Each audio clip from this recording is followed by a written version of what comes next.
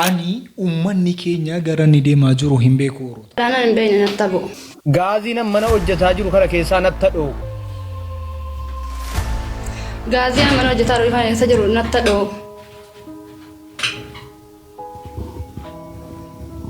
Balaan konkolaataa na argatu. Mucattiin kun biyyattii kana bulchuudhaaf paarlaamaa irratti akkas jedhaa jirti ta'ee addunyaa bulchuudhaaf ta'ee waa tokko hin beeku. وأنت كسيتون كنا وهاتو مالي غرب راتين مو يرو إيراد أفدك برا كنتوري ماستر عبنت أكن إثيوبيا كيستي على ما توري هندي كيسانوني بيكتو أما مو لكم نكون اتجمنان غربية علاتي دبر فميجر. لبنا الله شو ودا جوتشي أجر وستينا برو كبرنا جرشي تجمعنا زلاك كملنا لمدرك وجعر الجنيا. أستاذ رايا بامت أمو أنت سان هجت النموت باي وإساني أكبر تشني هاسان قد إجر. أبيرنا تو دعنا كنجرا ججبا أما من تكن تنتي كما خدمة كبا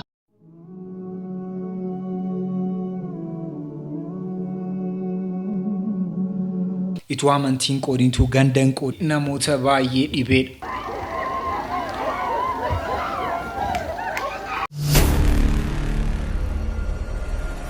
Barakana keessatti yeroon kun yeroo akkamii akka ta'e ni beektu gaa yeroo fuudhaaf heerumaa akka inni ta'e namoonni baay'een ni beeku. Gizeen kun akka lakkoofsa Itoophiyaatti birraa keessaa gizee ba'uudhaa jedhu kan bona gizee nu jennu keessa galuudhaaf itti siqataa jira. Yeroo kana keessatti immoo namoonni waan baay'ee nutti agarsiisaa jiru. Wanti jarri nutti agarsiisaa jiran keessaa inni tokko maa inni akkaataatti sargii ni gaggeeffamu.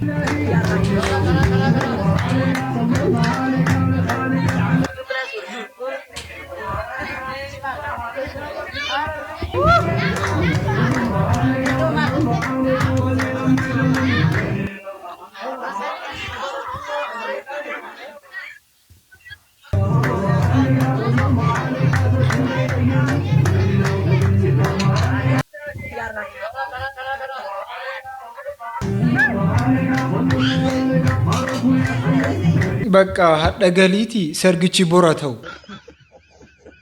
Mucatti baay'ee dabbaree jira. Waan asii dabbarsiise hin beeku. Rafiitiin quufne ta'ee bakka guyyaa gammachuu si kan akka tokko dabbaramaa jirti. Kaameraan immoo kan namarra darbuun beekan waan akkasii fudhanii gadhiisaa jiru. Osoo dirqama maskii fi makii keessa tokkotti fuudhisin jedha eenyu fuudha? Hedduu keessa. Maskii fi makii keessa. Dirqama osoo tokko fuudhisin jedha. Maskii fi makii keessa. Maskii jennaan wal fixnee jirra. Maskii jennaan asuma irratti wal fixnee jirra. Waa'een keenyaaf kee asuma irratti dhaabbata. Asuma irratti dhaabbata bakka. Eenyuun filatamee? Eenyuun filata? Tokko qariisin jedhan eenyu na fakkaata. Infuudhiin jira kun qabu. Dirqama osoo tokko qariisin jedhan eenyu na fakkaata maskii fi makii keessa. Allahu akbar. Inchimama gaafichi kun oroota. Inchimama gaafichi kun oroota gaafichi kun inchimama. Maal si fakkaayee soo akkas ta'e? Ayaa umaakidha maaliifi? Bakka amma walii galee jirra malee maatiin diigamee olee. Ituu maskii jettee koo maskiinis maatii qabdee haatis maatii qabdaa diigamee ture. Gaafichi maadha garuu. Eshi. Amantaan illee tokko.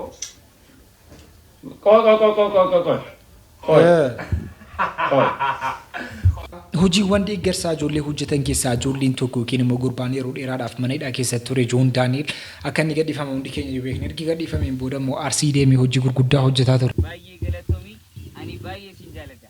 yes ደርሰናል እንግዲህ ቤተሰቦች የአካባቢው ሰዎች የጠበቁ ነው ሰላም ጋሽ እንደምን አለን ሰላም እንደማን ዝንጀን ነው ገለቶማ እንደ አከሰቤሳ አምሳሌ ወጣቱ ሰኔ እንደ አምሮቲ አቦቲ ገዳቲ ወዘቦረናቲ አምቦ ዋን ከነኑ ደለጉ ፊ ዋን ከነኑ ወጡ ፊ ዲደ ኢስን አብደላ አመለ አብዲ ጀባ ኢስን ረከየና ቡላ ኢጃራማ ጉዳጣ ሙጣጣ ትላንትና የቦረና ህዝቦችን እንደረዳህ እናውቃለን እናስታውሳለን። አሁን ደግሞ ከኛ ጋር ስላለ ስለጎበኘህን ስለምታግዘን እናመሰግናለን። ተስፋም ደግሞ እንጥልብሃለንና እንኳን ደህና መጣህ። ቴንኪው አመሰግናለሁ በጣም ባዬ ገለቶሚ አመሰግናለሁ በጣም ባዬ ገለቶሚ ቆይ ቅጣትን ሳኩ ሙጫንኩን hidhaatuun ta'e nama gargaarii jedhame achi keessaa baafame. Qixaatni isaa kana ture horuuta. Akkam saahiban? Fayyaa. Jirtu saahiban fayya. Maali saahiba salaamtaan deebistu? Maali kolkosee taasa? Dubbadhu haa maali? Awwa dubbadhu haa. Nagayaan qabdu? Aboo usmee nagee maal haasoftaa man nageen qabu.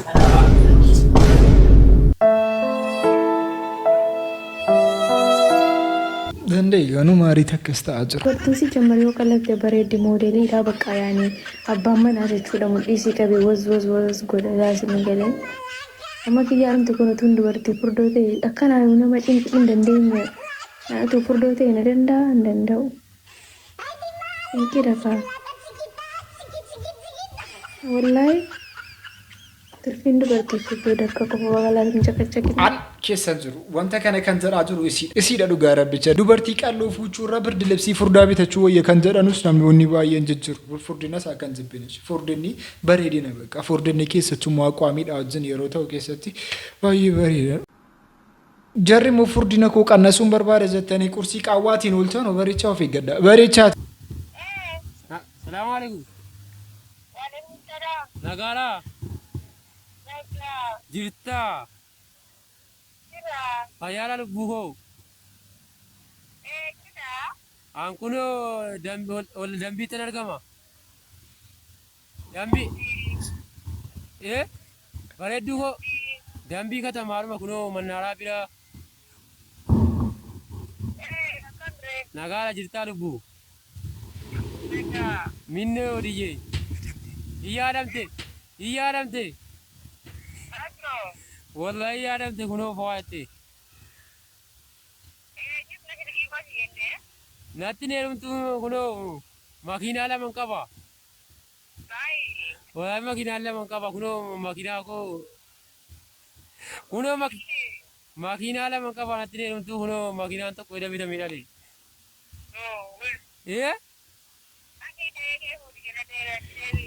Lagi abbaa keetteeru midhati immoo ishii abbaa keetteeru midhagi. Lagi abbaa keetteeru midhagi ati takkaadee yookiin fuudhamaa. Ina tabbaaf nagalisuuno.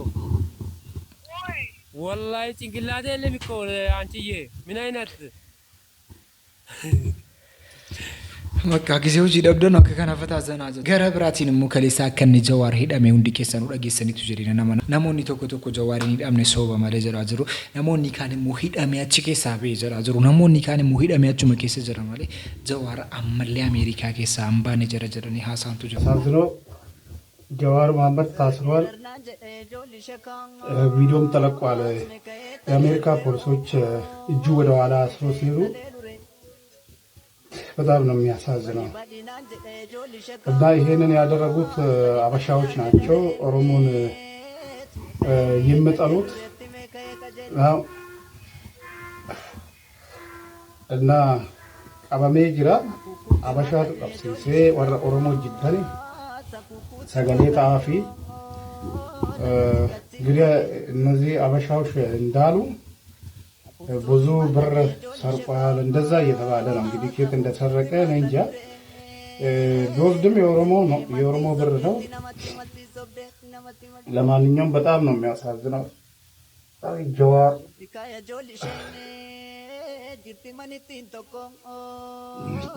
ቪዲዮን ሂዱና እዩ ተለቋል። Namoonni baay'inaan wanta kana haasaanu malee haasacha akka inni dhugaan taane garuu namoota baay'ee irraa akka hubannutti ni mul'ata jedhina naman. Artiist Natsaannat Kaleessaa akka inni du'e hundi keenya iyyuu ni beekna. Har'ammoo waan isin dhibbu keessaa waan ajaa'ibaa dhaga'aa jirra. ነጻነት አርፏል። ሴፉን በቅርቡ ያርፋል። የሚያሳዝነኝ ግን ሴፉ እንግዳ አርጋ አቅርበኝ ስለው አላቀረበኝም እስካሁን። ያን ሳደርግ መሞቱ ነው ሰይፉን ሲካ የዱከነ ኬሰ ዱኡኒ danda'a jedhamee haasa'amaa jira. Natsaannatis kanaan dura du'uu ni danda'a jedhanii artistiin guddaan tokko du'uu ni danda'a jedhee abbaan ta'e feesbuukii isaa irratti laxxafee ture. Amma immoo gara tiiktookiitiin dhufanii Natsaannat hin du'ini ka wanta sana kan poostate Natsaannat immoo yeroo dhiyoo keessa kan inni du'e. Amma immoo artistiin nu beeknu artistiin nu kolfisiisuudhaan beekamu artistiin EBS irraa Seefuu Faanta'oo kan jedhamu ni du'a jedhanii namoonni baay'een haasa'aa jiru. Gurbaa kana irratti immoo akka inni hidhamus gaafatamaa jira. ሰይፉ በቅርቡ ያርፋል ሲል የተናገረው ግለሰብ በሕግ እንዲጠየቅ ጥሪ ቀረበ።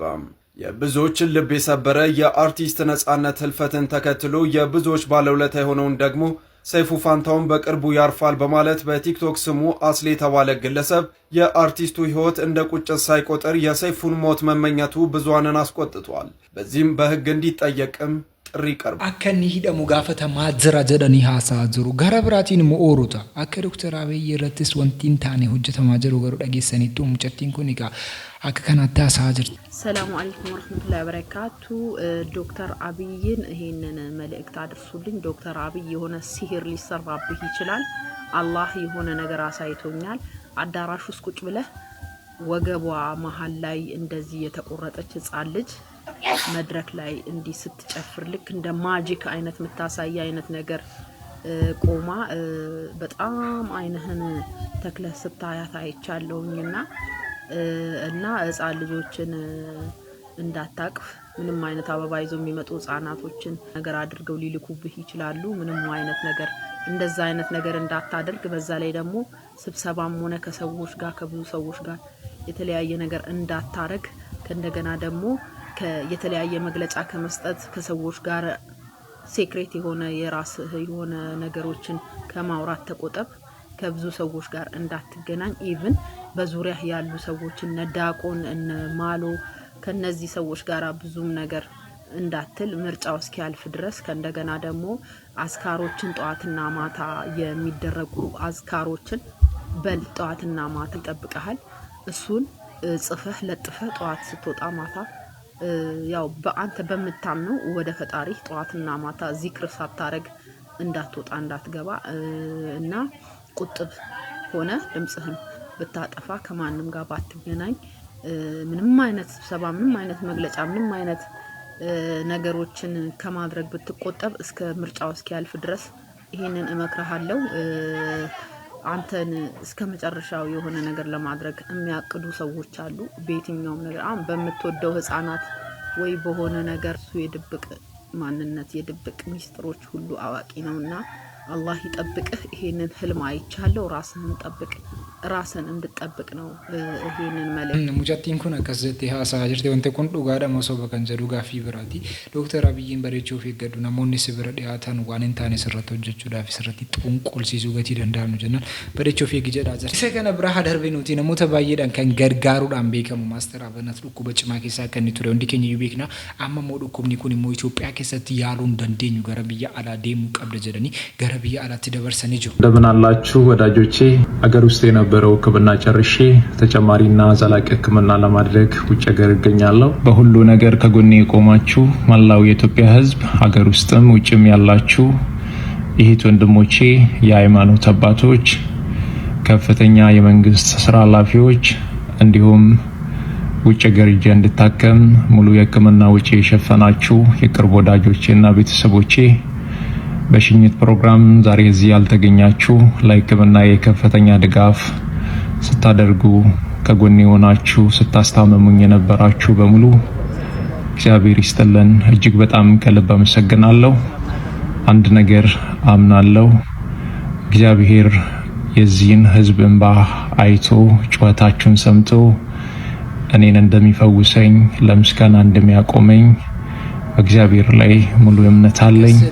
ፊድ አመት ጀረብያ አላደም ጀረ ረቢን ፈይሴ ገረመና ሳተከደ ቢሷን ሳብዲን ቀባ ረቢኑ ፈፈይሱ ዱአይ ጎልቹ ፊያከን እንደገን አማንቲቱን ጀዲን ሰበቱን ጀዲን ናኖቱን ጀዲን ነማን ቤኩ ነማን ቤክነቱን ጀዲን ረቢ ገዲታ ከኢትዮጵያ ትከኑ መተገርጋሩ ዳን ቤካሙ ኬሳ ጉርባን ኮኒ ሰተኮ ገረብራቲን ሞጆሌ ሚዲያ ረጅርቱ ጆሌን ዱበርቶታ ፊ ጆሌ ሚዲያ ረጅርቱ ጆሌን ኢሮታ ሎሪሰ ጉዳ ጀልቀበኒ ጆሎ ጆሌን ዱበርቶታ ሚዲያ ረታርገሙን ቀበኑ ወሰኸ ዱበርቲ ሚዲያ ቤታ ጡሪ ጃርቲ ሚዲያ ኢለ ጃለቱሌ ጅብቱሌ አናብራቲ ጡሪ ወሰኽኒ nama jaarsa jaartii ufi miidiyaa irra fiduufi jaartii osoo jaarsa manaa qabdu miidiyaa irra ooltu wasa keechuun nama sani ana biratti mee waasi gaafadha takkaa jaartii raayyaa miidiyaa gubbatti agarte takkaa jaartii ahmaddiin jabal agarte takkaa jaartii abubakar agarte takkaa jaartii yaasin nuuru agarte takkaa jaartii kaamil shamsuu agarte takkaa jaartii sheek amiin ibru agarte hayyee kan biraa haadhiisnu yoo hakiima san dargaggeessa takkaa jaartii isaa miidiyaa gubbatti agarte takkaa jaartii aalima gurguddaadhaa miidiyaa gubbatti agarte laala agarteemi jaartiin nama kabajaa qabdu mana keessa jirti ati immoo wasakni xuriin eessa oolaa jirta beeta bakka wasaka xurii duruyyiin irra oolturra oolaa jirta furadhu jibbitullee laal jaarsi kee osoo kabajaasiif qabaate osoo akka warqiitti silaalemu wallaahi safara miidiyaa sin kaleessu mee miidiyaa kana gubbatti jaartii manama jajjabaa jaartii manama caalimaa jaartii nama daa'ii gurguddaa takkaa ijaan agartee beeta miidiyaa kana gubbatti jaartii tiiktaakaroota cancanaa malee jaartii nama daa'ii ufiin jettu waan qaqal'oo ilmii hin qabne tan miidiyaa gubbatti baatee mattaltu yoo tanniin taate malee agartee beeta jaartii nama jajjabaa miidiyaa kana gubbatti mana keessaa nagaan fata jettee ofirraa jiraatti ati immoo cancana kee wajjin miidiyaa irra oolta takka beeki garuu osoo si jaalate akka kara deemaan marti si laalu hin ayyamu inni garuu waan sin jaalanneef waan fakkeessuuf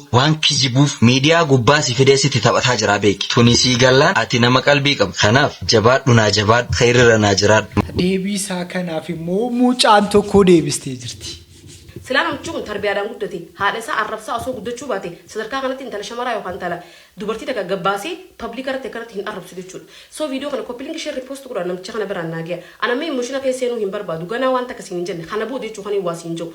Viidiyoo hojjette kana sa'aatii 24 keessatti buuftee viidiyoo kana si galee jira. Viidiyoo dhiifamaa yoo hojjechuu baatte anaaf itti walii gabbabbaanu jechuudha. Sirratti illee gabbabbaasitiin sitti illee gabbabbaa jechuudha. Kanuma siimuu deema. Kattanaa kana booda kan intala dhalaa takka fooqirraa gad darbee sirriirratti illee gubee anaa miti ha gubee anaa miti ha gad darbe jee kan mormu akkanaa kana jechuudha. So ammaan tana asoo haadhatee kabajje intala shamaraa takka yookaan intala dhalaa takka ni kabajje ture. Mee sheekaa kamtu si dura intala shamaraa yookaan intala dhalaa takka sadarkaa kanatti gabbuusee arrabsee itti himee beeka. Si jamana maal beektaati? Sammuun kee qofootoo afaan ati bantiin si agarree jirre jechuudha. Saniifuu faaraa akka keetii kana wajjin hedduu dubbii baay'isuun hin barbaachisu. Viidiyoo hojjette kana kaasiiti. Viidiyoo dhiifamaa hojjechuu baadhuuti anaaf itti walii gabbabbaanaan siinjaa. Koppiliingi ishee riipoost godha. Waan isin jette keessaa inni guddaan immoo kana. Laalaa guddisaa wadduu ilmoo haadha mana keessatti arrabsaa guddatte. Silaan amchuun tarbiyaadhaan guddate haadha isaa arrabsaa osoo guddachuu baate. Amtu sirraa haa qabu heeriin si biratti ta'e waanyoon ijaan sin argina waanyoon lafa haaseen waan rabbiin gaafate daddafatti argate waan rabbiin gaafate daddafatti argate waan rabbiin gaafate daddafatti argate. والله نما من كاي نمنا دكنا كفو Gurbaa kanarra immoo dhufanii namoonni baay'een haasa'aa jiru. Laalaa guddisaa wadduu ilmoo haadha mana keessatti arrabsaa guddatte. Viidiyoo kana hanqa xumuraa caqasiitii riipoost godhuudhaan jalqabe. Wasaka dubartii miidiyaa beeta xurii jaartii miidiyaa ila jaalattullee jibbitullee ana biratti xurii wasakni nama jaarsa jaartii ufii miidiyaa irra fiduufi jaartii osoo jaarsa manaa qabdu miidiyaa irra ooltu wasaka jechuun nama Duraan dursee viidiyoo tana akkuma agartanii koppiliin kinaa godhaatee riipoost godha.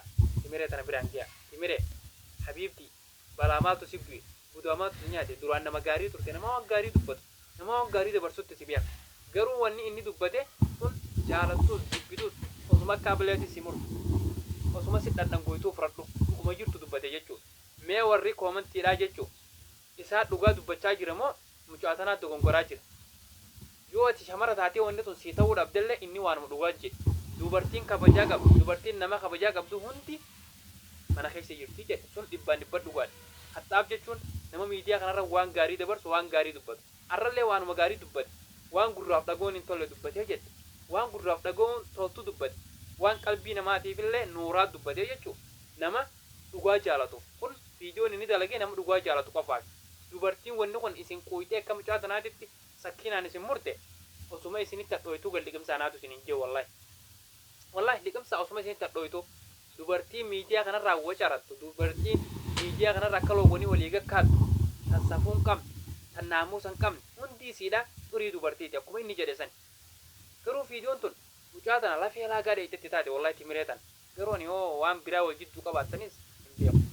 Abbinaadii. Akkas ijoolleen durbaa miidiyaa irra kan ba'anu maaliif akka inni ta'e baruu qabna. Parpasii maaliitii fi miidiyaa kana irratti dhuftee mucaan sun. Yeroo kana keessatti namoonni irra caalaan jira waa gurgurachuudhaaf waa bituudhaaf miidiyaa kana fayyadamaa jiru. Yeroo kana keessatti suuqii tokko banattanii suuqii keessan proomoot gochuudhaaf miidiyaatti fayyadamtu. Miidiyaatti fayyadamtanii waan akkasii kana hojii sun hojjetaa jirtan proomoot gootanii nama baay'ee biraa akka ga'u gootanii wanta sanarraa gabii guddaa argachuu ni dandeessu. Miidiyaa waan itti fayyadamaa jirtuuf baruun dirqama jalqaba. Isiin qullaa sii baate akka barbaadde asirraa utaaltee nashiidaas muuziqaas waluma keessa jirti akka barbaadde yoo siin ta'aa jiraatte mucaa sanaaf miidiyaan sun ni mala jedhee namanu. Garuu wanti isin itti fayyadamaa jirtu hojii isiitiin gaggeeffachuudhaaf namootaan bareechiteetti waliin quunnamtee guddachuu ni jechuudhaaf yoo ta'e wanti sun akka gaariitti nan fudhaa. Sagantaa irraaf qabanne kanuma fakkaata. Sagantaa biraatti ammoo itti deemnuti. Ani aansuudha ati eenyuun? Eenyuun ati? Komantii jalatti barreessa keessan akka dhagannee